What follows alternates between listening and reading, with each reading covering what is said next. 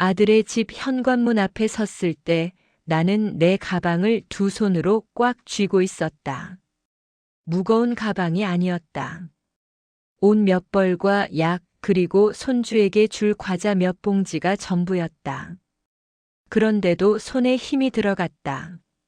마치 이 가방이 나를 이곳에 붙들어 두는 닷처럼 느껴졌다.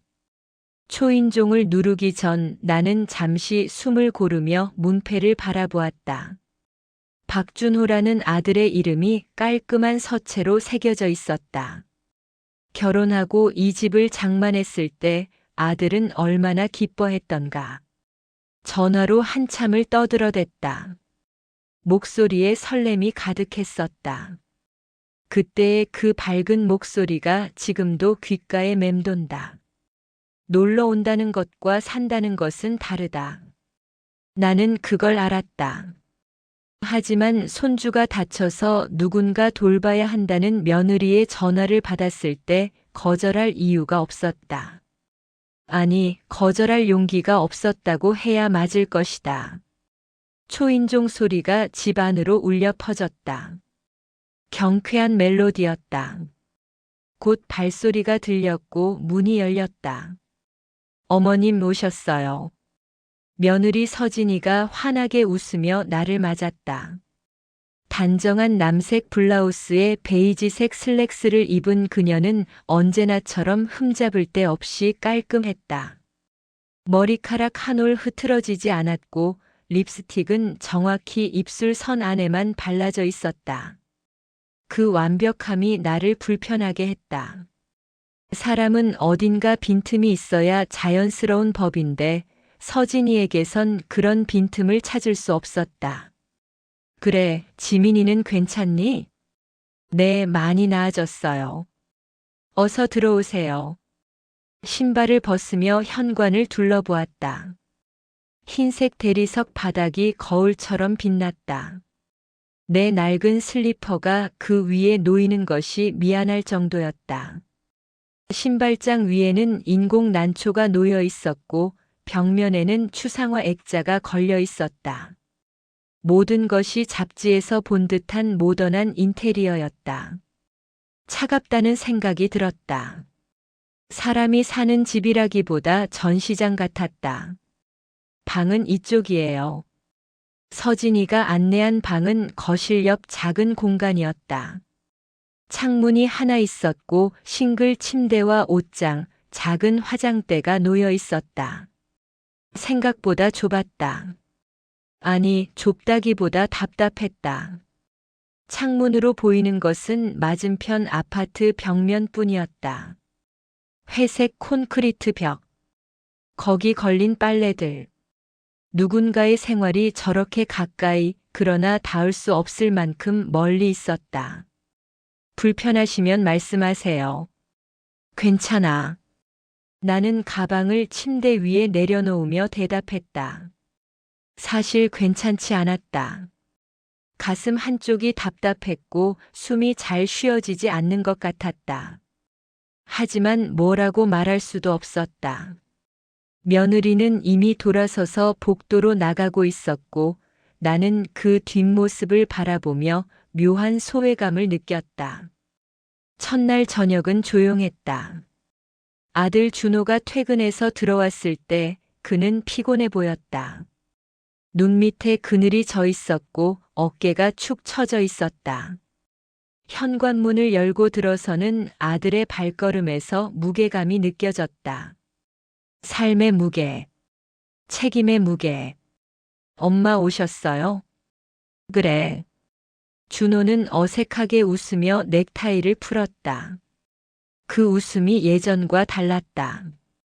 어린 시절 아들은 웃을 때 눈까지 웃었다. 반달 모양으로 눈이 휘어지며 볼에 보조개가 생겼다. 지금은 입만 웃고 있었다. 눈은 피곤과 무언가 다른 감정으로 흐려져 있었다. 저녁 식사는 서진이가 준비했다. 흰 쌀밥에 된장찌개, 나물 몇 가지와 생선구이가 전부였다. 정갈하지만 양이 적었다. 나는 준호의 밥그릇이 금방 비는 것을 보며 속으로 혀를 찼다. 남자가 이렇게 먹어서야. 지민이는 아직 자니? 네, 약 먹고 일찍 재웠어요. 식사 내내 대화는 거의 없었다. 준호는 밥만 먹었고 서진이는 가끔 물을 따르거나 반찬을 권할 뿐이었다.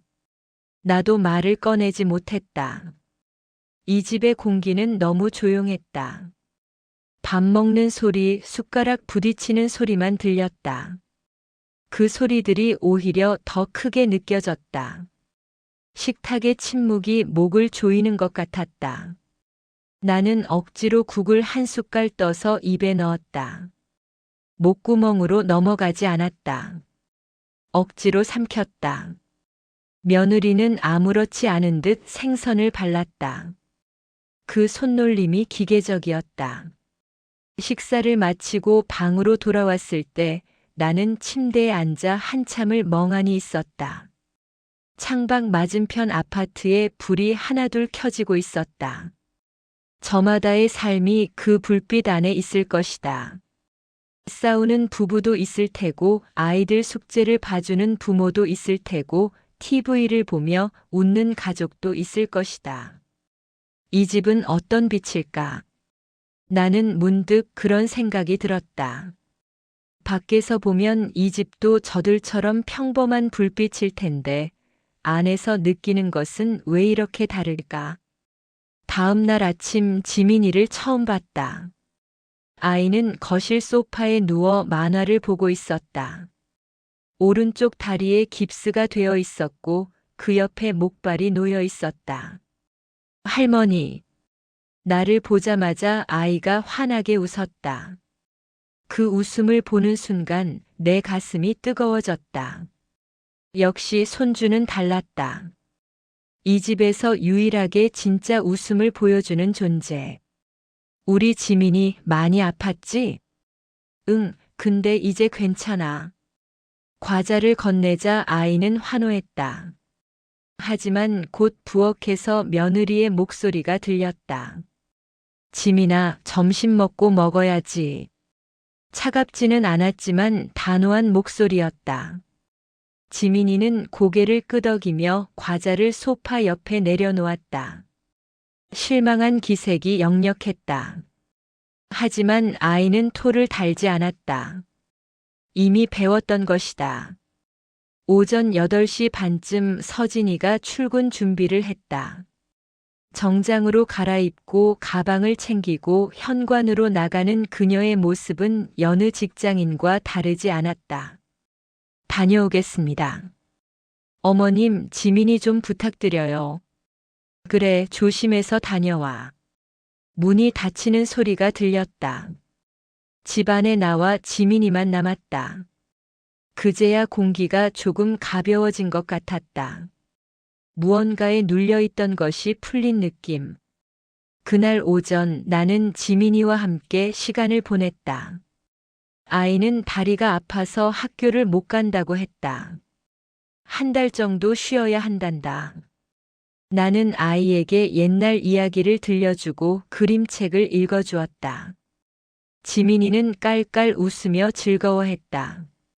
점심을 먹이고 지민이를 재운 후 나는 혼자 거실에 앉아 있었다.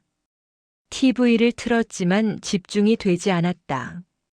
시선이 자꾸 복도 안쪽으로 향했다. 거기 방 하나가 있었다. 서재라고 했던가.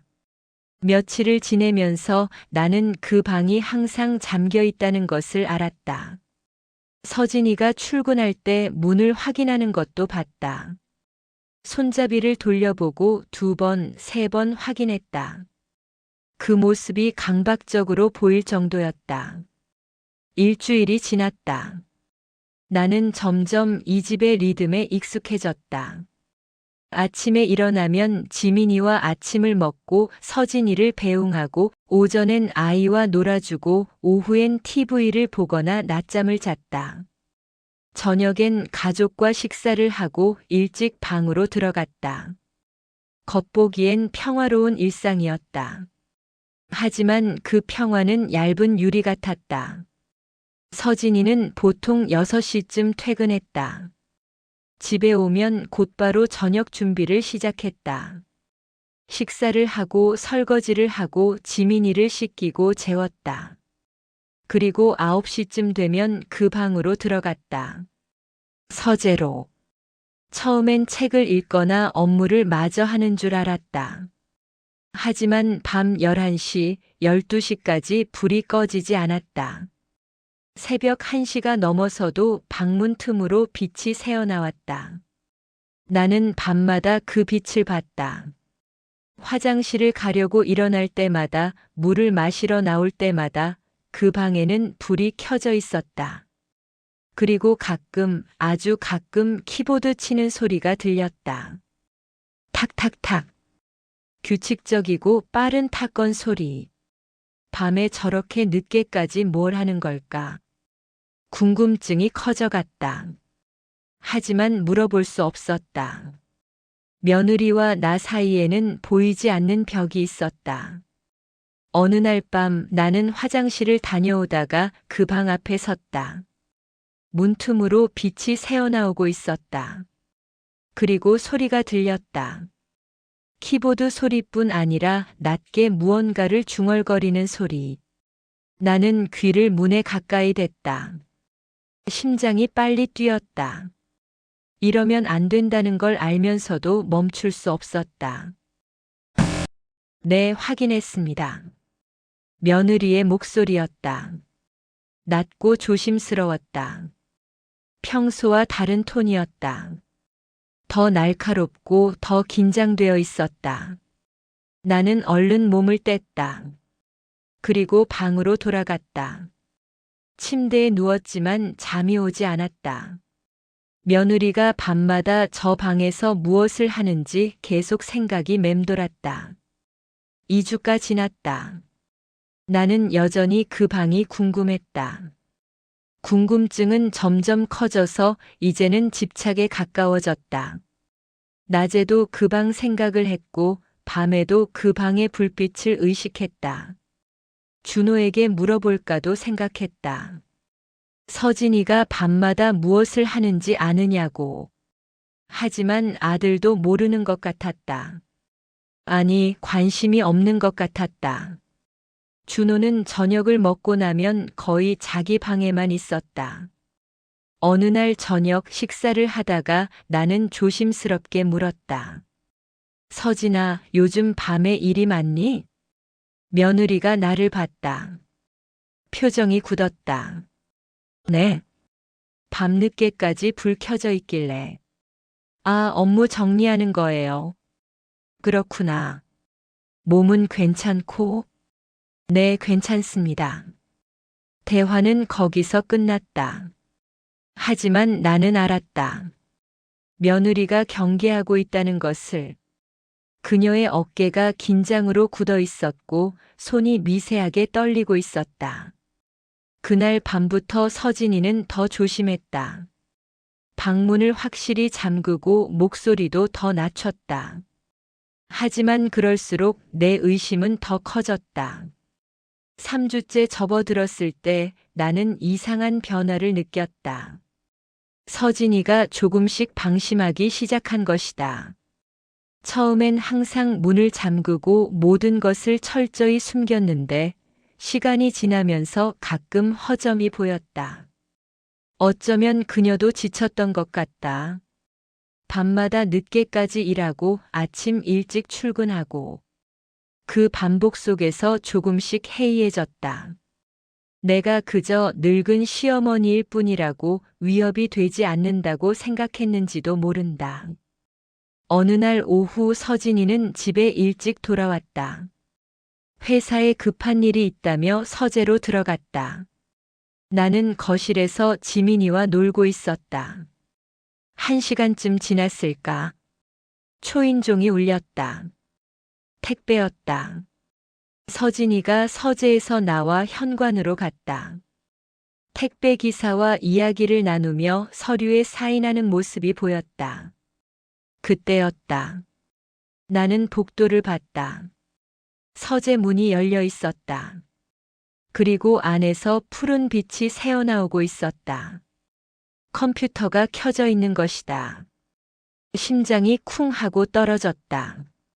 지금이었다. 지금 아니면 기회가 없을지도 몰랐다.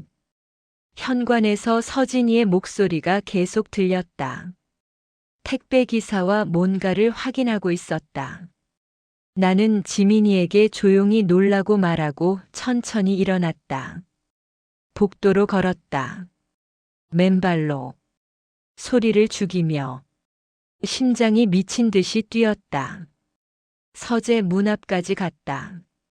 안을 들여다봤다. 그리고 숨이 멎었다. 책상 위 모니터에 화면이 켜져 있었다. 여러 개로 분할된 화면. 각 화면마다 여자들이 있었다. 옷을 거의 입지 않은, 웹캠 앞에서 포즈를 취하고 있는, 그리고 옆에 채팅창이 있었다. 수많은 메시지가 빠르게 올라가고 있었다. 더러운 말들, 요구들, 그리고 숫자들. 금액인 것 같았다. 모니터 한쪽에는 또 다른 창이 열려 있었다. 스프레드시트 같은 것. 거기에는 이름들과 금액들이 빼곡히 적혀 있었다. 수백만 원, 수천만 원 단위의 숫자들. 내 손이 떨리기 시작했다. 다리에 힘이 풀렸다. 벽을 짚어야 했다. 머리가 어지러웠다. 숨을 쉬기가 힘들었다. 저게 며느리가 밤마다 하는 일이었다. 저런 것을, 저런, 어머님? 뒤에서 목소리가 들렸다. 나는 돌아봤다. 서진이가 서 있었다. 손에 택배 상자를 들고. 우리의 시선이 마주쳤다. 그 순간이 영원처럼 느껴졌다. 서진이의 얼굴에서 모든 표정이 사라졌다. 그리고 천천히, 아주 천천히 그녀가 다가왔다. 나는 뒤로 물러섰다. 하지만 벽이 등을 막았다. 서진이는 내 앞까지 왔다. 그리고 조용히 서재 문을 닫았다. 딸깍. 잠그는 소리. 복도에 우리 둘만 남았다. 고요했다. 너무 고요했다. 내 숨소리만 들렸다. 거칠고 빠른. 얼마나 보셨어요? 서진이의 목소리는 평온했다. 너무 평온해서 오히려 소름이 돋았다. 감정이 전혀 없었다. 나는 대답하지 못했다. 목이 메었다. 입술이 떨렸다. 어머님. 서진이가 한 걸음 더 가까이 왔다. 나는 벽에 등을 바짝 붙였다. 이건 제 일이에요. 아무한테도 말하지 마세요. 그것은 부탁이 아니었다. 명령이었다. 나는 고개를 끄덕였다. 아니, 끄덕이는 것처럼 보였을 것이다. 실제론 온몸이 떨리고 있었다. 서진이는 나를 한동안 응시했다. 그 눈빛은 텅 비어 있었다. 감정도 온기도 인간적인 것이 아무것도 없었다. 그리고 그녀는 돌아섰다. 서재로 들어가며 문을 닫았다. 나는 한참을 그 자리에 서 있었다. 다리가 떨렸다. 머리가 어지러웠다. 겨우 움직여서 내 방으로 돌아갔다.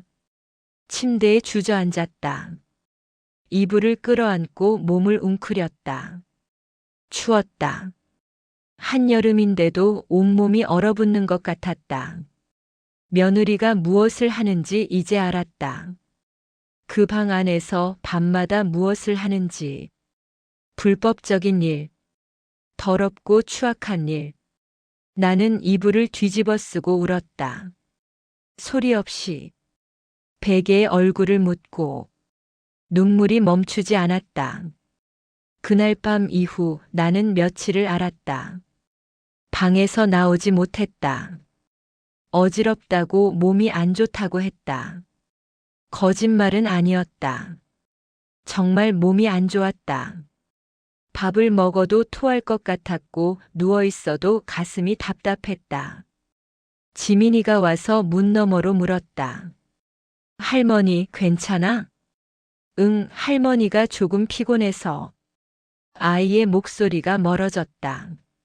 나는 이불을 뒤집어 쓰고 또 울었다. 머릿속이 복잡했다. 생각이 꼬리에 꼬리를 물었다. 경찰에 신고할까? 그러면 이 집은 어떻게 되는 거지? 준호는, 지민이는, 결론은 나지 않았다. 사흘 동안 같은 생각을 반복했다. 사흘째 되던 날 서진이가 내 방문을 두드렸다. 어머님, 나는 대답하지 않았다. 하지만 서진이는 문을 열고 들어왔다. 손에 쟁반을 들고 있었다. 죽과 반찬이 담겨 있었다. 드셔야죠. 그녀는 쟁반을 화장대에 내려놓았다. 그리고 나를 내려다봤다. 설명할게요. 하지 마. 나는 고개를 돌렸다. 창문 쪽으로. 서진이는 침대 끝에 앉았다. 어머님, 저는 나쁜 사람이 아니에요. 그녀의 목소리가 들렸다. 처음으로 감정이 섞여 있었다. 돈이 필요했어요. 준호 월급으론 부족했어요. 침묵이 흘렀다. 준호는 몰라요. 계속 모르게 할 거예요. 그럼 계속 그런 짓을 할 거니? 네. 나는 드디어 고개를 돌려 며느리를 봤다. 나한테 바라는 게 뭐니? 침묵해 주세요. 나는 한숨을 쉬었다. 나가봐. 생각 좀 할게. 서진이는 고개를 숙이고 나갔다. 문이 닫혔다. 나는 다시 천장을 바라봤다.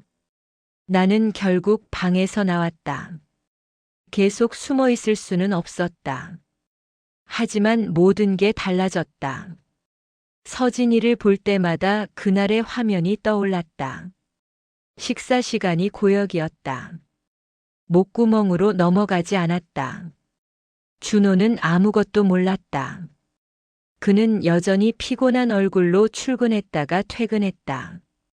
나는 아들을 볼 때마다 마음이 아팠다. 말해줘야 하나. 하지만 입이 떨어지지 않았다. 일주일이 지났다. 나는 점점 말이 없어졌다. 할머니, 왜 자꾸 멍 때려? 지민이가 물었다. 아이의 말에 가슴이 찔렸다. 밤마다 나는 깨어 있었다.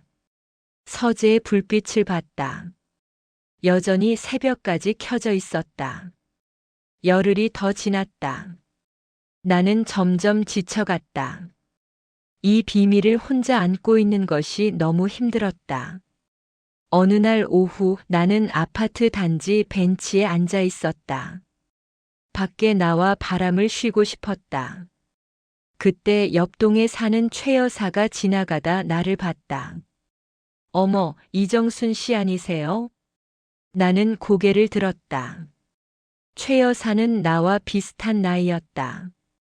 예전에 몇 번 마주쳤던 적이 있었다. 아들 댁에 와 계신다고 들었어요. 손주 돌보러? 네. 어때요?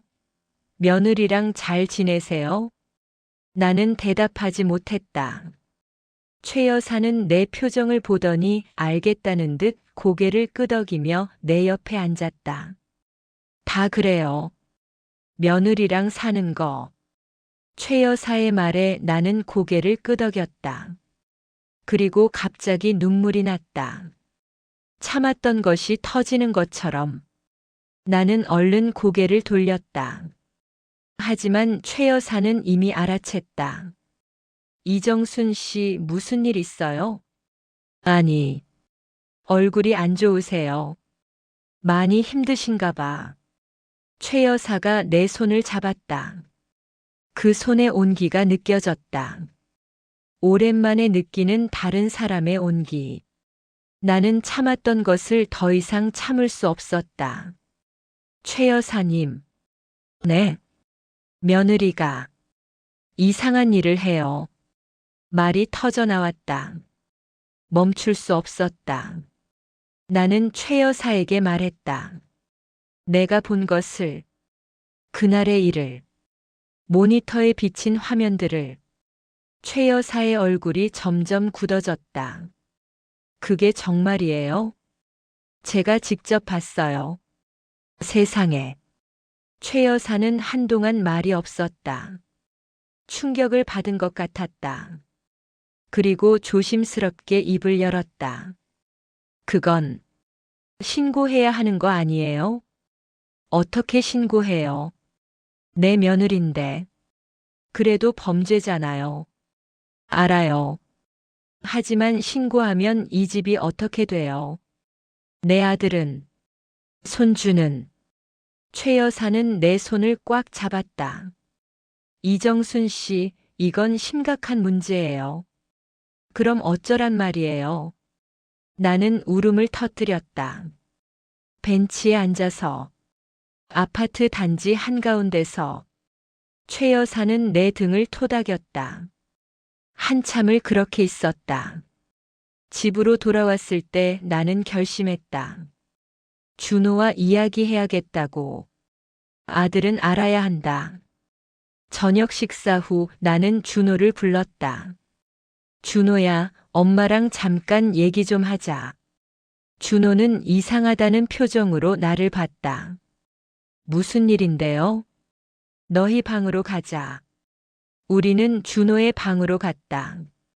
서진이는 부엌에서 설거지를 하고 있었다. 나는 문을 닫고 준호와 마주 앉았다. 심장이 빨리 뛰었다. 엄마, 무슨 일이에요? 나는 입을 열었다. 하지만 말이 나오지 않았다. 어떻게 시작해야 할까? 준호야. 네. 서진이가 밤마다 뭐 하는지 알아? 서재에서 일하죠. 정말 그게 다야?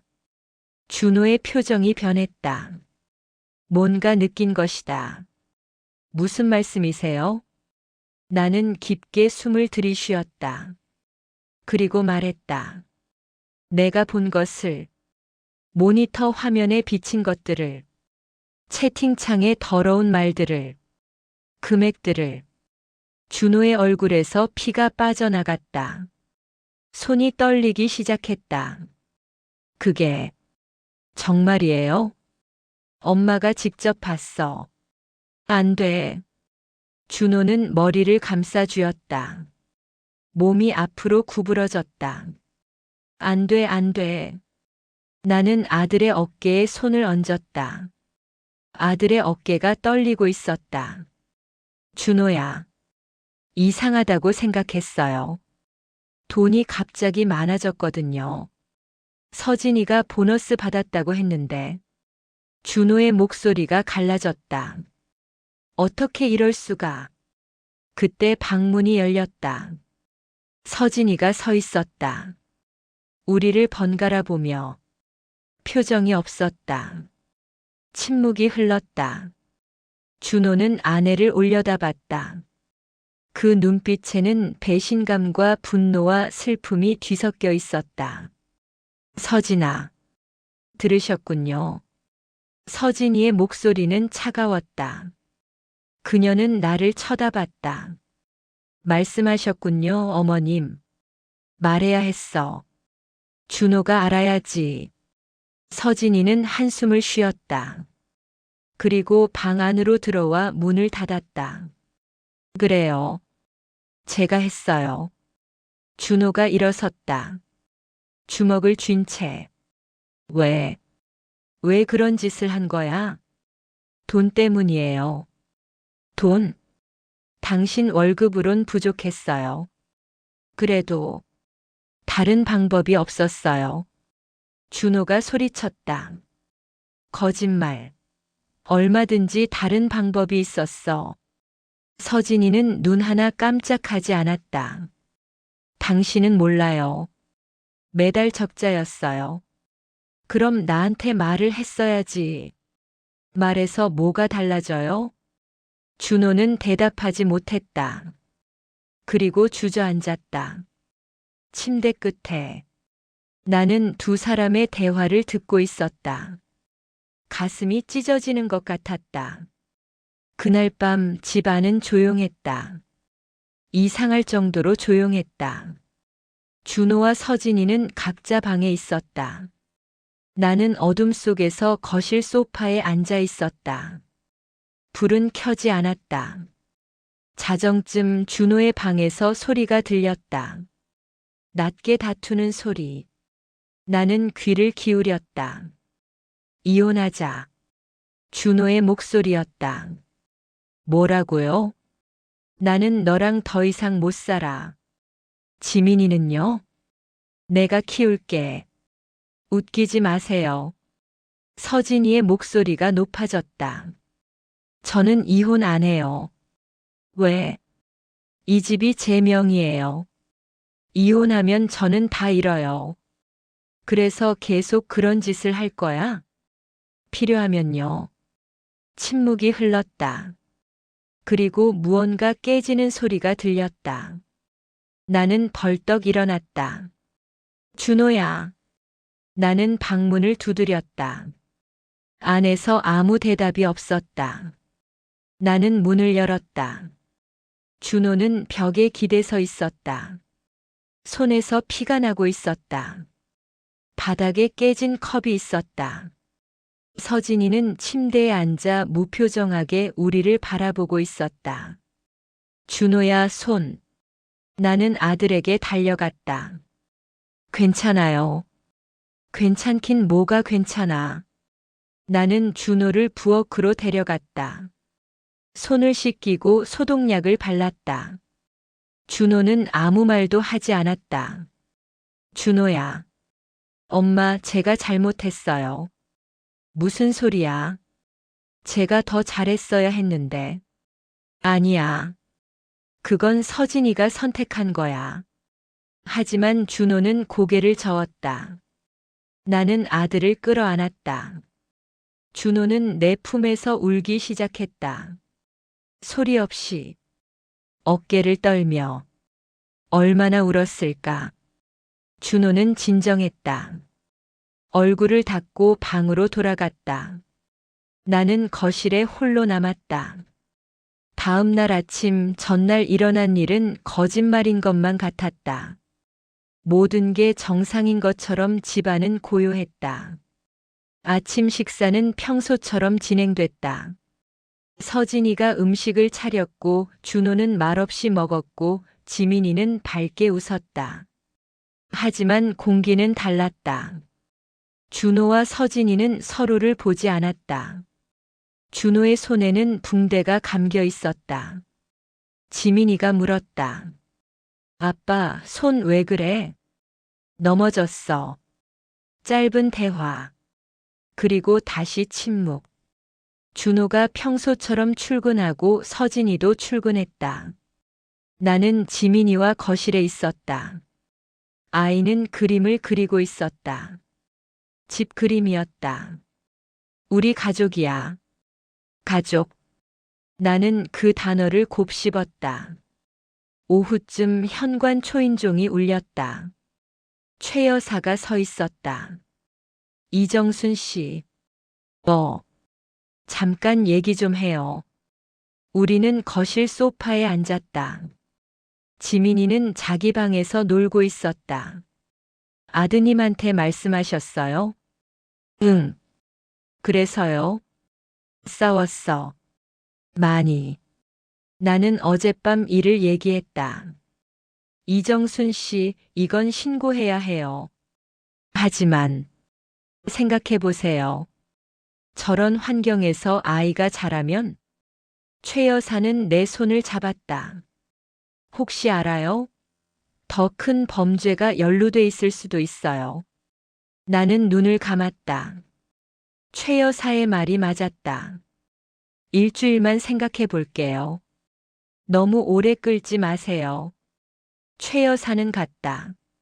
나는 혼자 소파에 앉아 있었다. 일주일이 지났다. 아니, 흘러갔다고 해야 맞을 것이다. 준호는 점점 말라갔다. 밥도 제대로 먹지 않았다. 출근했다가 퇴근하면 바로 방으로 들어갔다. 서진이는 여전했다.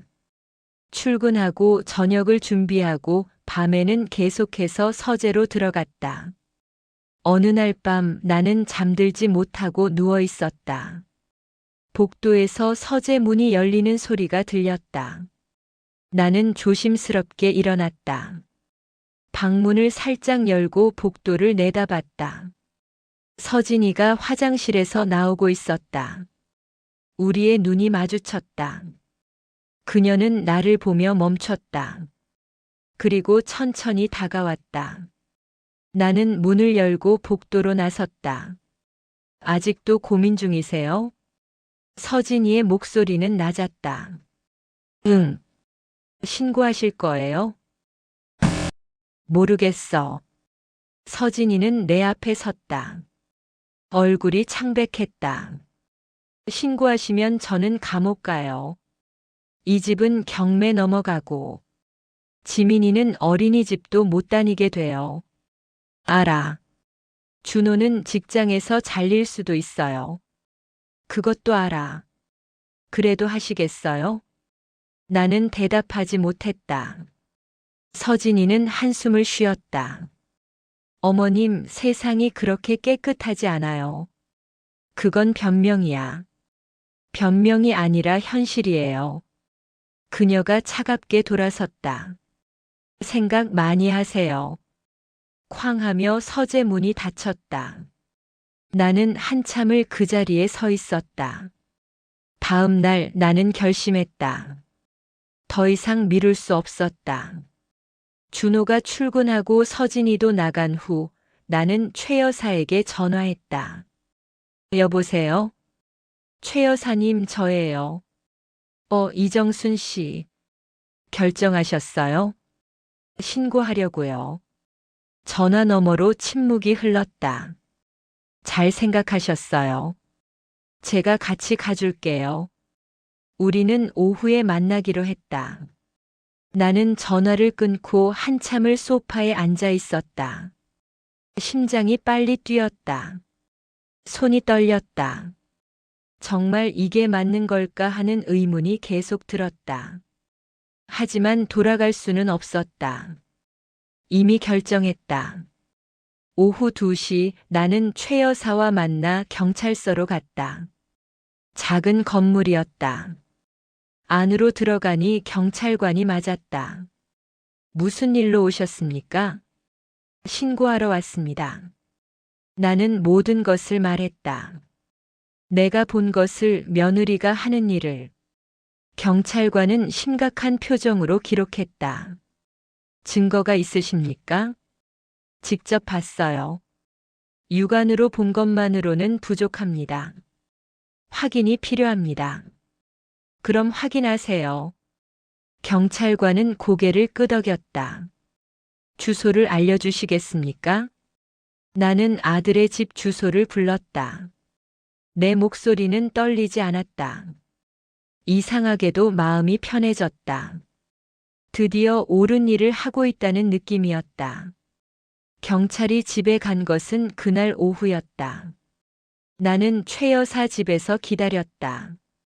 전화가 올 것이다. 준호한테서. 하지만 전화는 오지 않았다. 1시간, 2시간이 지났다. 나는 불안해지기 시작했다. 괜찮으실 거예요. 최 여사가 내 손을 잡았다. 옳은 일을 하신 거예요. 저녁 6시쯤 전화가 왔다. 준호였다. 엄마. 준호야. 왜 그러셨어요? 왜? 준호의 목소리는 울먹이고 있었다. 미안해. 하지만 해야 했어. 서진이가 끌려갔어요. 경찰이 노트북이랑 다 가져갔어요. 지민이가 울고 있어요. 엄마 어디 갔냐고. 나는 눈을 감았다. 준호야, 아빠가 곁에 있어줘. 어떻게 설명해요? 아이한테. 준호야. 엄마 정말 원망스러워요. 준호의 말에 내 가슴이 찢어졌다. 미안해. 정말 미안해. 전화가 끊겼다. 나는 휴대폰을 내려놓고 한참을 그 자리에 앉아 있었다. 일주일 후 나는 지민이를 보러 다시 아들의 집을 찾았다. 초인종을 눌렀지만 아무도 나오지 않았다. 한참을 기다렸다. 그리고 문이 열렸다. 준호였다. 얼굴이 많이 상해 있었다. 수염을 깎지 않았고 머리는 헝클어져 있었다. 들어오세요. 집안은 엉망이었다.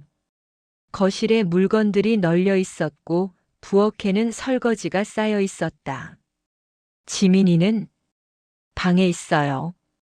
나는 지민이 방으로 갔다. 아이는 침대에 누워 있었다. 나를 보더니 얼굴을 돌렸다. 지민아, 할머니 싫어. 아이의 말에 나는 멈췄다. 지민이가 뾰족하게 물었다. 엄마 어디 갔어? 할머니가 엄마 데려갔어? 아니야, 지민아. 할머니 때문이야. 아빠가 그랬어. 지민이가 울기 시작했다.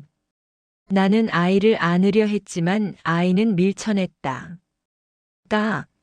가라고. 나는 방을 나왔다. 거실에서 준호가 소파에 앉아 있었다. 고개를 숙인 채. 준호야. 제가 그렇게 말했어요. 할머니 때문이라고. 미안해요. 나는 아들 옆에 앉았다. 괜찮아. 아니에요. 엄마가 옳았어요. 준호는 창밖을 바라봤다. 처음엔 원망했어요. 하지만 시간이 지나니까 알겠더라고요.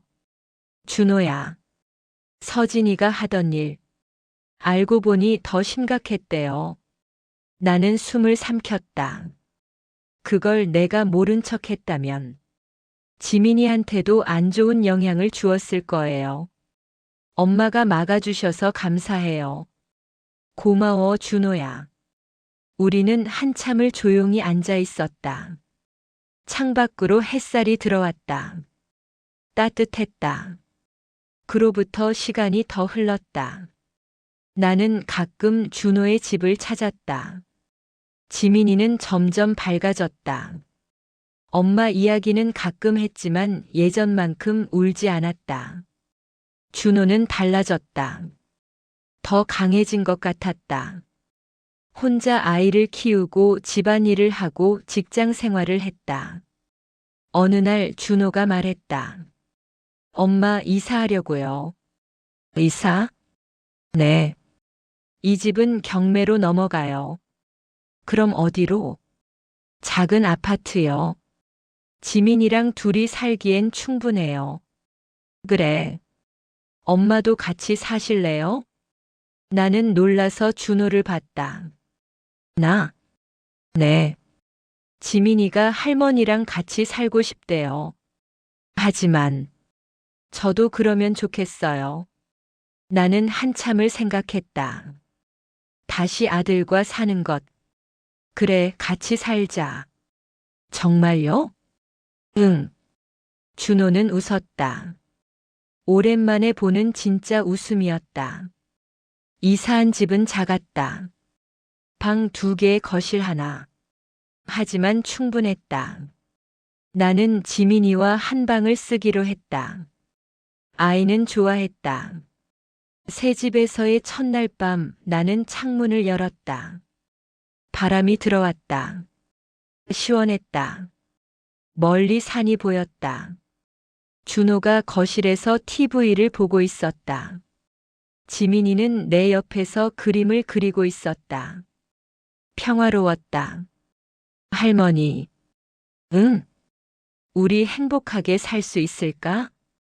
지민이가 물었다. 나는 아이의 머리를 쓰다듬었다. 그럼 물론이지. 엄마 없어도? 엄마는 언젠가 돌아올 거야. 지민이는 고개를 끄덕였다. 그리고 다시 그림을 그리기 시작했다. 나는 그 그림을 보며 생각했다. 가족이란 무엇일까? 가족은 서로를 지키는 사람들이다. 때로는 아픈 결정을 내리면서도 옳은 길을 가는 사람들. 나는 그 밤에 문 뒤에 있던 비밀을 생각했다. 그것을 꺼내는 것이 옳았을까? 여전히 확신할 수 없었다. 하지만 후회하지는 않았다. 우리는 무너졌다. 하지만 다시 세워지고 있었다. 더 작게, 더 단단하게. 1년 후, 나는 법원에 앉아 있었다. 준호 옆에는 지민이도 함께였다. 서진이의 최종 선고 날이었다. 서진이가 들어왔다. 수감복을 입고 있었다. 얼굴이 많이 상해 있었다. 살이 빠지고 머리카락이 푸석해졌다. 그녀는 우리를 봤다. 지민이를 봤다. 아이는 엄마를 보며 손을 흔들었다. 서진이는 작게 미소 지었다. 판사가 판결을 읽었다. 징역 3년. 서진이는 고개를 끄덕였다. 그녀는 끌려나가기 전 한 번 더 우리를 돌아봤다. 그 눈빛에 무엇이 담겨 있었을까? 나는 알 수 없었다. 법원을 나오며 지민이가 물었다. 할머니, 엄마 언제 와? 3년 후면 올 거야. 그때까지 기다릴 수 있어? 물론이지. 우리 지민이는 강한 아이니까. 지민이는 고개를 끄덕였다. 그리고 내 손을 꽉 잡았다.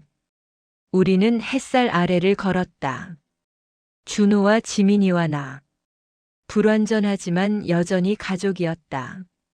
밤의 문은 이제 닫혔다. 그 뒤의 비밀은 세상에 드러났다. 아팠지만 필요한 일이었다. 나는 고개를 들어 하늘을 봤다. 구름이 흘러가고 있었다. 천천히 하지만 확실하게. 우리도 그렇게 흘러갈 것이다. 상처를 안고 하지만 계속 앞으로. 그것이 삶이니까.